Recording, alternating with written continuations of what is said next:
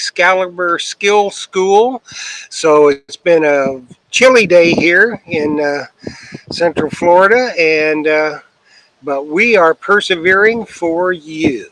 So that being said, I'm going to grab the camera, get up there, and Phil will take it away. So kind of just bear with me for a second. And here is the Gold Guru. Hey folks, Phil Myers here from Myers Metal Detectors, and today we're going to talk about the Excalibur. But the first thing I'm going to tell you, or if you already have one, you're going to need a really nice scoop because the Excalibur goes extremely deep. Are we live on there, Jeff? You're live. Okay, sweet. It goes extremely deep, and especially if you're out in the water, you're going to want to have a big scoop so you can get that target within 1 or 2 scoops. Otherwise, the hole fills in, the water causes a lot of grief. This is a Stealth 920i, and it's got the hybrid back end to catch the small stuff. Excellent scoop. That's what I'm using. Lately, I've been using carbon fiber handles. Carbon fiber, absolutely. That's an Anderson carbon fiber handle, and it's a real nice setup. And that's the best money you can spend is a carbon fiber handle. Trust Absolutely. me on that. It'll give you more hours of being able to hunt. So today we're going to talk about the Excalibur 2 and the Excalibur 1000. They're basically the same detector. If you look at my setup here, I'm using a carbon fiber shaft here, and this is the, what do they call it, balance shaft. So a carbon fiber balance shaft, which if you use an Excalibur 2 or an Excalibur with the factory shaft, you'll see that that is really hard to use for longer than 30 minutes because it sits at the front of your wrist and pulls on it. And it's the best underwater detector on the worst shaft. So that's why Anderson and other manufacturers came out with the balance shaft that puts it behind your elbow. And I guess what we'll do real quick is we'll show you the basic settings. And that way you know where to set it at. Right now, let's take 1 second and tell them how you've got this set up. Oh, that's right. I'm on the balance shaft, and I also have the knob guard on it protecting it. Do we know that they can see this? Yeah. Okay, cool. And the remote pinpoint switch. Yeah, I do have a remote pinpoint on this. If your detector's out of warranty, you can send that either to Minelab or to Tony Eisenhower, and he can set it up, or there's some other people who do that. But I'm going to act as if we don't have the remote pinpoint. Now, I like to hunt in the pinpoint mode, which is all metal, because my threshold stays constantly the same unless there was a metal target. That's the way you hunt too, right, Jeff? Yep. Okay, the only way the threshold change is if there's a metal target there. In the discriminant mode, and also I think in the pinpoint mode it's deeper. Now I have people argue that, and the famous guy likes to hunt in the discriminant mode. That's Gary from Gary Drayton. Gary Drayton. He says he hunts in the discriminant mode. I personally like the pinpoint mode because I can hear deeper targets, and I find deeper targets. I'll put it over in the discriminant mode to see if it's a good target or not, and I don't get any sound at all. It's a super deep target, and you wouldn't hear it in the discriminant mode. So that's the way I hunt, and a lot of people hunt that way. They use reverse discrimination. So anyway, I hunt in the pinpoint mode. I get a target. I'll click over to discriminant mode if I don't have the pinpoint modification, and then I go back over the target to see if it's a good target. If it's a low growl, or if it disappears and it's not a deep target, then I know it's garbage. It's a piece of iron, a fish hook, a bobby pin, crab wire, whatnot. I just skip it and keep going. Don't bother digging it. Now, the on-off switch gives us our threshold sound, and I usually, right now it's on a slight hum. I usually have that set where I can just barely hear the threshold. And that's just what you want to hear. So you can hear any changes in it. Just a slight hum in the background. Target volume, I'm kind of hard of hearing, so I got that about, what's that, about 2 o'clock? About 2 o'clock, I've got that. And now mine is at 6 o'clock because it's wide open because I'm a deaf old post. Yeah, so if you're hard of hearing, you can turn that up louder. That's going to be what's comfortable for you. The next setting we have on there is the sensitivity. And as you can see today, it's an auto, but the maximum sensitivity would be just before auto. A lot of times I run in auto or just before. Where do you run that on I yours, Jeff? usually run auto or just before it. Yes, because that would be your maximum. Now, if you're in the discriminant mode, a lot of times I can't run in auto. I have to turn it down a bit. Yeah. So I know I'm not going as deep as I would in the pinpoint mode because I can normally run that wide open. So that's a good setting there. If you're into discriminant mode, a lot of times you have to run that on the Excalibur 2. These are numbered, so it might be a number 6 or 7 on the Excalibur 2. But I'll run in the, and you can hear it click into auto. If you want to run maximum sensitivity just before auto. Then next we have on here, we have the discrimination mode. I hunt at, that looks like number 3. Is that where you hunt at? Yeah, either 1 or 3. I have it wide open. Okay. Well, that's normally where it is, and I can hear a bottle cap. A lot of times I'll dig them anyway. But like today when we were hunting, there was just such a lack of targets. I was digging iron targets because I was bored. Hmm. And I lose interest if I'm not digging something. I come from the pulse background, so I'm used to digging everything. But he got a real nice set of pliers today. Yes, I did.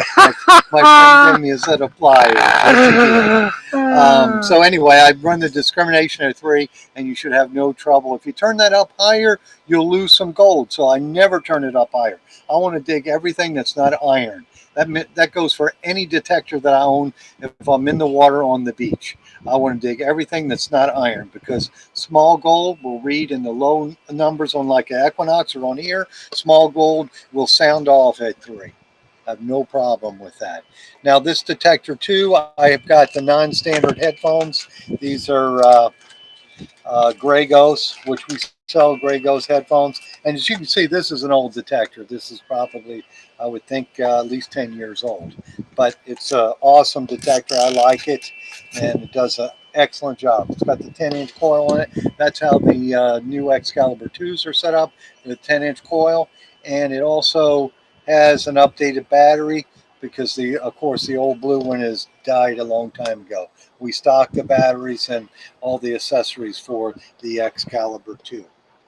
And different shafts for it. Absolutely. Now, with my Excalibur, I'm going to go to the Detect Edge shaft, as you've seen on the Equinox on Sunday night. That's my Equinox. It's got the Detect Edge shaft. I'm going to move to the Detect Edge shaft for the Excalibur as well. I like that shaft because I can vary the length of it really easy, and it's got a little hole down there and it drains. So if I want to go diving with like a Nemo, which is another show coming up, I can shorten it down or use the pulse dive or whatever I want to. And I've done on my Excalibur 2, my coil, basically because I'm blind as well as deaf, I've taken a liquid plastic called Plastidip in the bright yellow, and I've just painted it on the coil. It helps me see the coil in the water, does not affect the sensitivity of the coil in any way, shape, or form. So, excuse me. So the Excalibur is just an awesome, awesome machine, and so you need to get one. If you got any questions, always get with us. If you want to know about the remote pinpoint switch, I believe Minelab does it, but if you want Tony Eisenhower does it, and he can put on, if you watch the show with his Ike headphones, he can mount new headphones on it for you. He can do whatever you want to the Excalibur and the remote pinpoint switch as well. And if you're an Excalibur hunter, you definitely need a remote pinpoint switch. That makes it so much easier. Now with mine, I chest mount mine, not in that fashion that Phil does. I chest mount mine, but there are many ways you can waist mount it, chest mount it, whatever you want to do.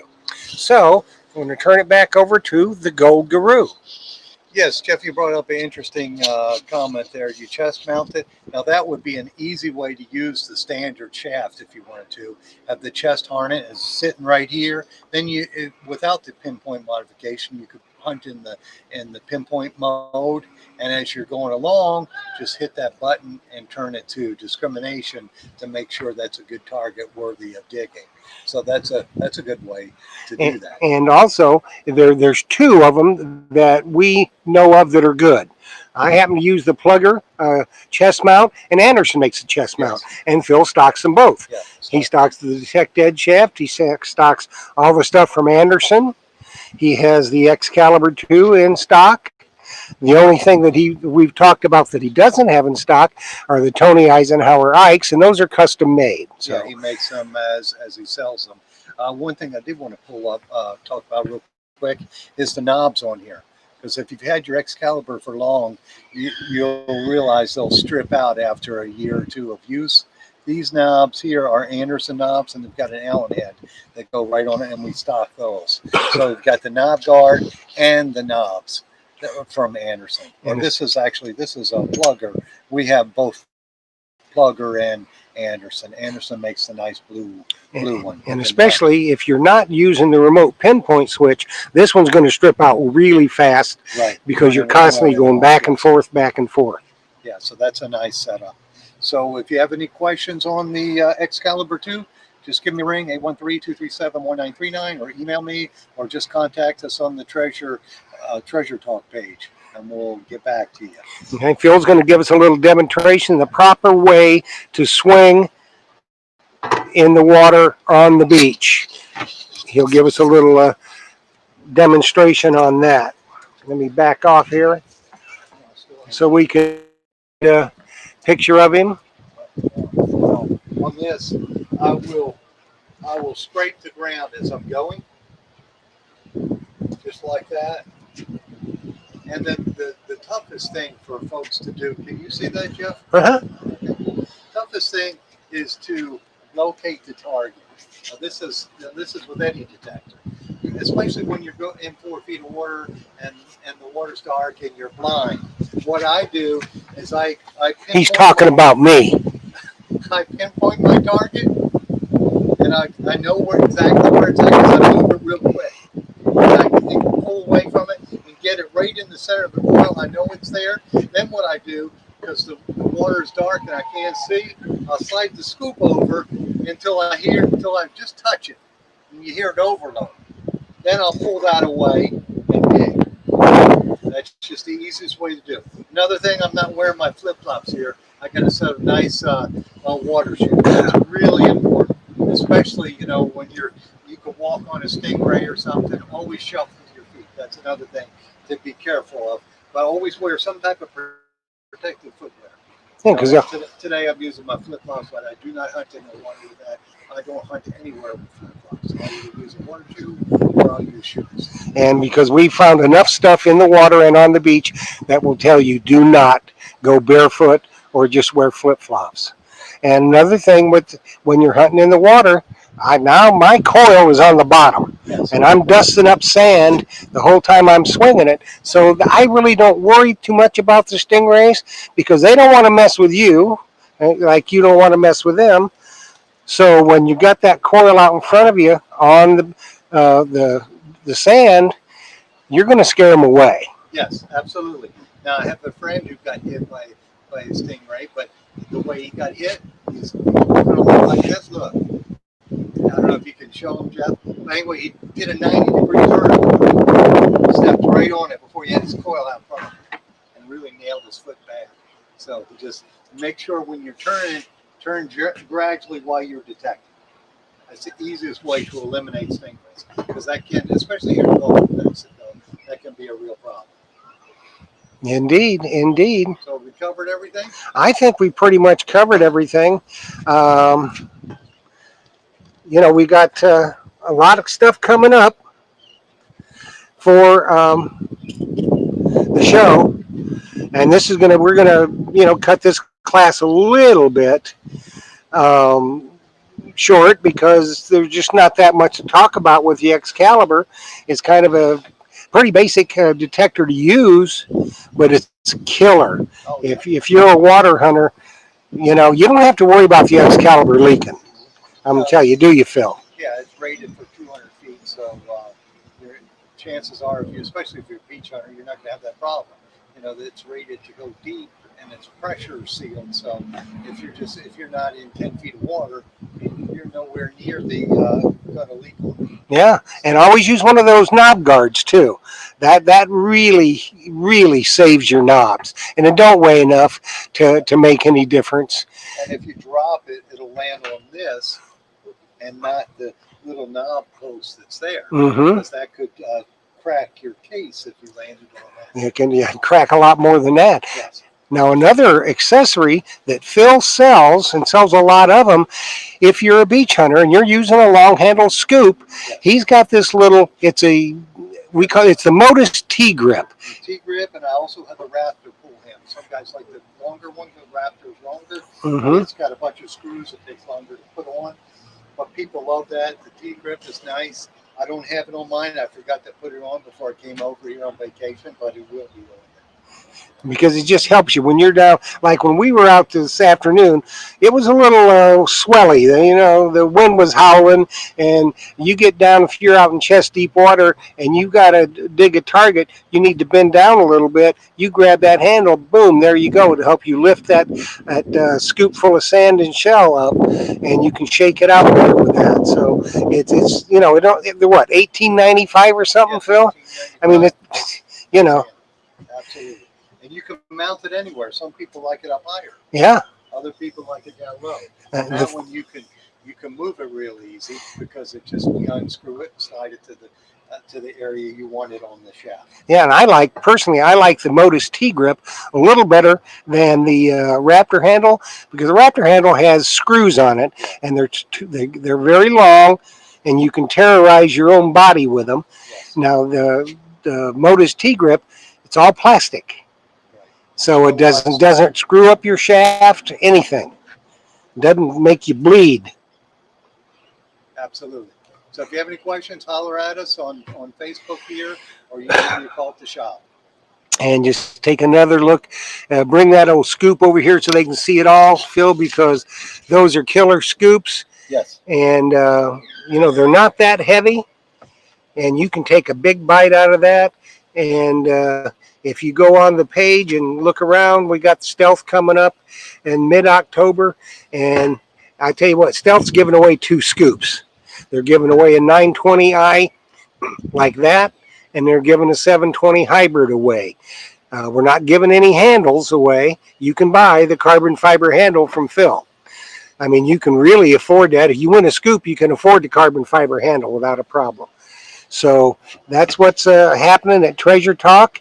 You know, we've got, some posts up. We're booked up solid on guests till January of 2021. We want to thank everybody for being loyal followers and viewers, and we hope that we're doing a good job and you're enjoying what you see.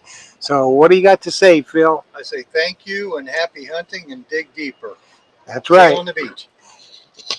We'll see you on the beach, and we are out of here.